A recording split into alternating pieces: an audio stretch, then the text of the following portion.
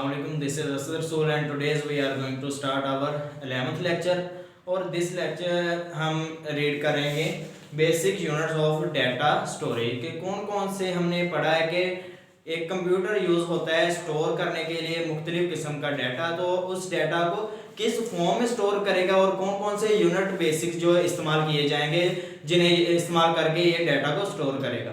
तो हमने ये भी रिसेंट लेक्चर में डिस्कस किया था कि डाटा को जो कंप्यूटर स्टोर करेगा तो वो मशीन लैंग्वेज में सबसे पहले डाटा को ट्रांसफर करेगा मशीन लैंग्वेज में। और मशीन लैंग्वेज हमने अभी तक डिस्कस नहीं किया कि मशीन लैंग्वेज असल में होती क्या है। तो ऐसी लैंग्वेज जो सिर्फ दो डिजिट्स पर मुश्तमिल हो, 0 और 1, ऐसी लैंग्वेज जो सिर्फ 0 और 1 पर बेस करती है उसे हम बाइनरी लैंग्वेज भी कहते हैं। और ये मशीन लैंग्वेज एज अगर हम कंप्यूटर की बात करें तो कंप्यूटर में इसे मशीन लैंग्वेज कहा जाता है। तो 0 mean of and 1 means on. तो ये ऑन ऑफ का सारा मतलब अल्टरनेट होता है कि अगर कोई हम डाटा लिख रहे हैं तो उसमें कितने 0 आएंगे कितने 1 आएंगे।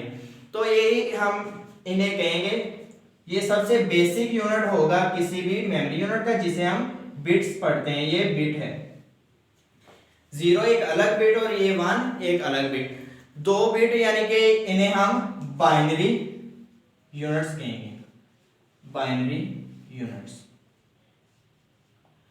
तो बाइनरी यूनिट्स असल में हमें पता चला कि ये सबसे बेसिक यूनिट है एक स्टोरेज मेमोरी का।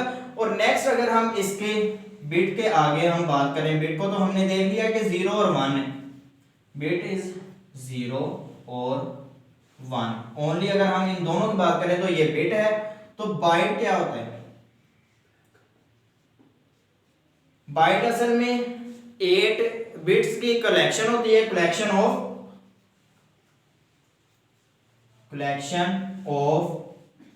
8 बिट्स। इस तरह का कॉम्बिनेशन 0 1 के 8 यानी कि अगर डिजिट आ जाए 0 1 की 1 0 1 1 0 1 1 अगर हम देखें तो ये एक बाइट कहलाएगा। अगर इस तरह की 8 बिट्स की कलेक्शन इकट्ठी हम करें तो ये एक बाइट बनेगी। तो बाइट से नेक्स्ट अगर हम बात करें तो किलोबाइट।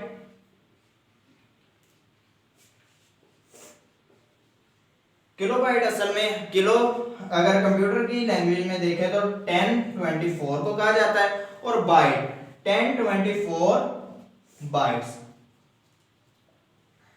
बाइट असल में अगर हम कंप्यूटर में कोई वर्ड लिखते हैं तो एक वर्ड के लिए एक बाइट इस्तेमाल होती है। फॉर वन वर्ड यानी कि सॉरी फॉर वन कैरेक्टर, एक कैरेक्टर के लिए एक बाइट यूज होती है। तो किलोबाइट के हम अगर देखें तो किलोबाइट इक्वल होगी 1024 बाइट्स के। और अगर हम नेक्स्ट इससे जो यूनिट देखेंगे मेमोरी का तो वो होगा मेगाबाइट जिसे हम एमबी कहते हैं।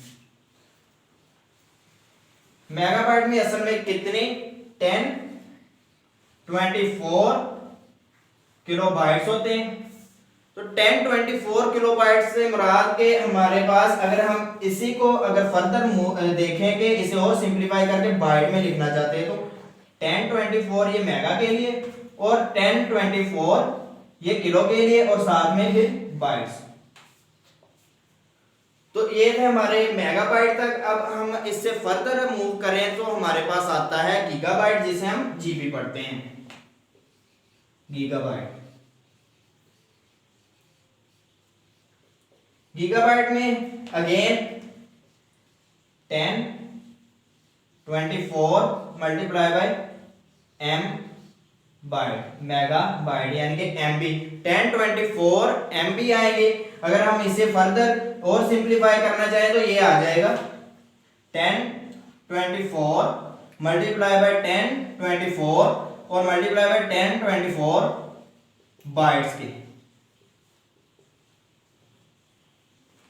तो इससे आगे हम अगर बात करें तो हमारे पास आती है इसकी बेसिक यूनिट। अगर हम बाइट की बात कर रहे हैं तो अगला यूनिट क्या आएगा मेमोरी को स्टोर करने के लिए, वो होगा हमारे पास टेराबाइट, जो कि बहुत लार्ज क्वांटिटी, बहुत बड़ी क्वांटिटी होती है डाटा स्टोरेज के लिए।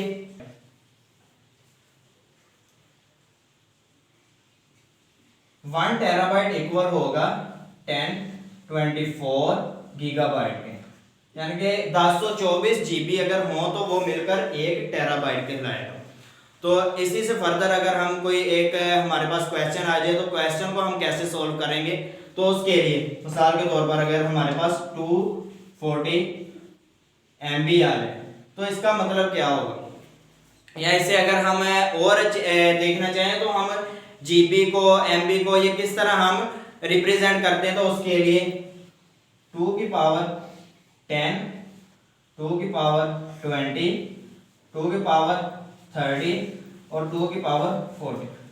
2 की पावर 10 से मुराद है 1024 और इससे मुराद 1024 इंटू 1024।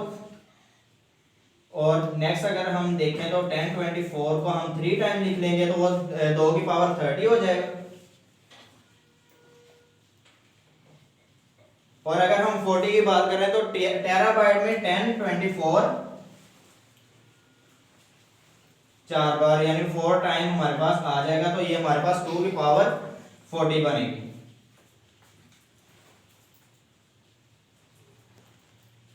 ये थे बेसिक यूनिट, उन्हें हम 2 की पावर में अगर लिखना चाहें तो हम किलोबाइट को हम केबी को लिखेंगे 2 की पावर 10 और मेगाबाइट को हम लिखेंगे 2 की पावर 20 और गीगाबाइट को हम 2 की पावर 30 और टेराबाइट को हम लिख सकते हैं 2 की power 40।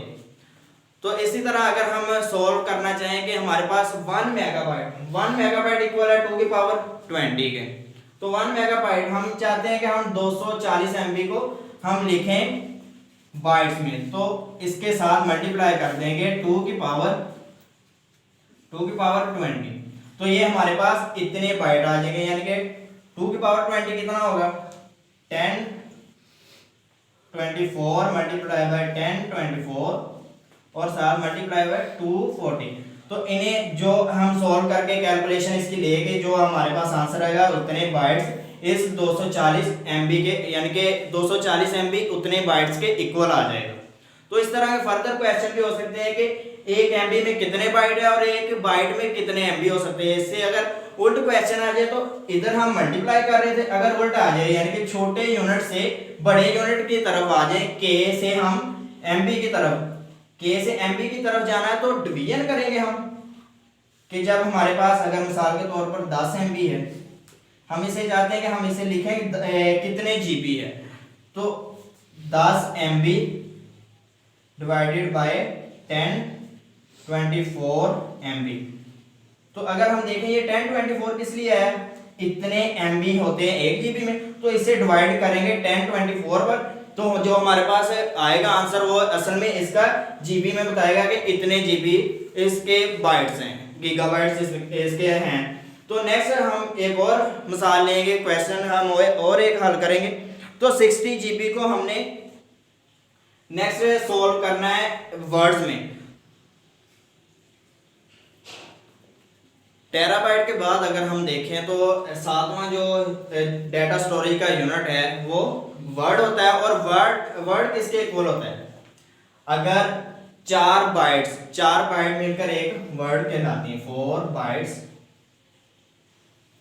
Is equal to 1 word.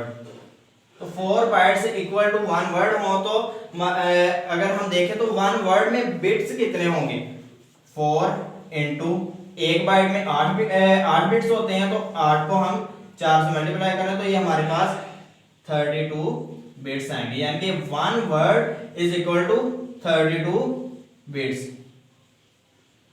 तो क्वेश्चन हमारा क्या है कि हमने 60 GB को फाइंड करना है कि उसमें कितने वर्ड्स हैं। तो 60 GB का हम देखा था कि 2 की पावर 30 है, 2 की पावर 30। अब यहाँ पर हम बाइट लिख सकते हैं कि हमने 2 की पावर 30 लिख दिया तो साथ में यहाँ पर बाइट आ जाएगा। तो इतने गीगाबाइट को हमने चेंज किस में करना है, वर्ड में। तो एक वर्ड में कितनी बाइट्स होती हैं, 4 बाइट। तो 4 बाइट पर हम इसे डिवाइड कर देंगे, जो हमारी कैलकुलेशन आएगी वो हमारी वर्ड्स में जो हमारा आंसर आ जाएगा।